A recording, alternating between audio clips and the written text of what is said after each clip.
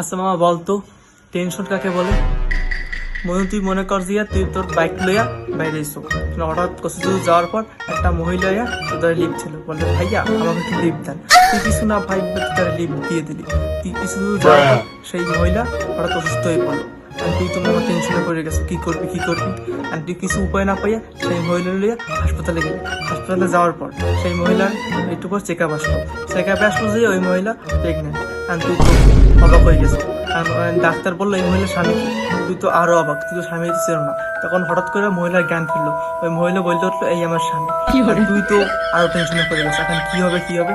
কারণ ওই মহিলা, তুই তো বলতেছো আমি আর স্বামী না আমি আর স্বামী না। এখন ওই মহিলা পুলিশকে খবর দিল সবাই। তারপর পুলিশ আসলো, পুলিশ এসে বললো যে এনার ডিএনএ টেস্ট করান। ডিএনএ টেস্ট করে একটু পর রেজাল্ট আসলো যে তুই কোনদিন বাবা হইতে পারবি না। তুই তো এখন ওখান থেকে বাইসে গেলি, কিন্তু তুই তো আরো টেনশনে পড়ে গেছো। তুই হাসপাতাল দিয়ে আস্তে আস্তে বেরিয়ে এসেছিলি, বেরিয়ে এসে রাস্তা হাসপাতালের সামনে এসে দাঁড়ালি। তুই ভাবলি আমি যখন বাবা হইতে পারবো না, তখন আমার ঘরে যে দুইটা বাচ্চা আছে, ওই বাচ্চা দুইটা কার? डिप्रेशन। मैं डिप्रेशन में रहता हूँ हमेशा।